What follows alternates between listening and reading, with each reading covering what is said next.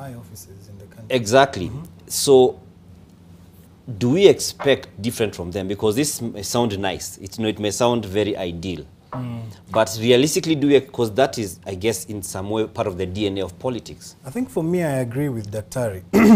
And sometimes you get to a situation where you now need to call on your institutions that have the duty and responsibility to rein in on such situations to do their job. You know, we've talked about trees being cut. That's a private farm. Everyone in Kenya must ask themselves, where were the police? I think you did a very good piece just before we started this session. And you were asking, police appeared on the scene 24 hours later. Here we're talking of people going cutting trees, and what message are we sending to other people across the country?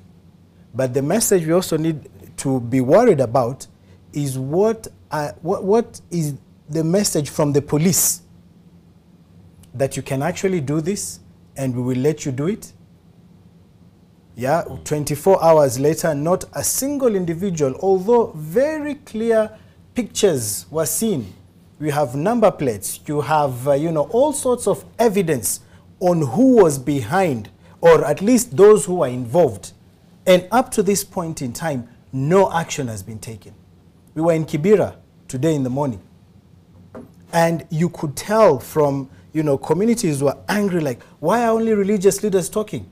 Why are you not letting us talk, because we are feeling the pain? You know, you had women who were angry, and eventually when they were allowed to speak, because religious leaders, obviously, they didn't want them to, you know, cause more tension, and, you know, so they were like trying to talk to them first, like, we'll give you a chance to speak, but please, when you talk, try and bring people together. Don't, you know, make things worse. And when they stood to speak, that is the question they were asking. The DC's office is just a stone throw away. The police station, where were they? We called, and people were starting to say, I called so-and-so myself, telling them that 1, 2, 3 is happening, please come. And you know, they were not coming. So these are questions we must ask of our institutions. Because if we don't, then we are fooling ourselves. We must ask those critical questions, and we should not be afraid of telling them that, look, this is a time, as Daktari is saying, that we need to pull together.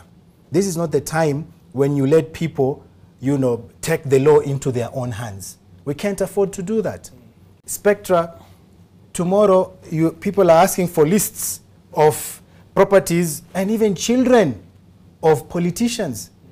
If you are showing them that, yes, you can actually do this, and the police will not follow up, and we won't ask questions. These are we are heading into a very, you know, deep problem, and we won't be able to get out of that. And when you talk of human rights, you know, everyone is entitled.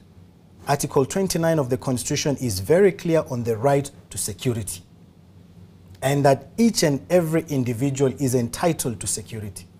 Police cannot afford at any point in time an important institution such as the police to take sides or to appear to take sides.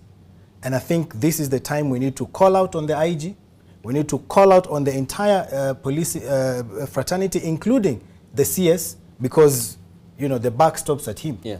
Even when the IG says the buck stops at me, it's not him. There are also higher people than him. So we have to ask these questions, and we get answers from them. Otherwise, if we don't, then, you know, we are treading on very dangerous waters.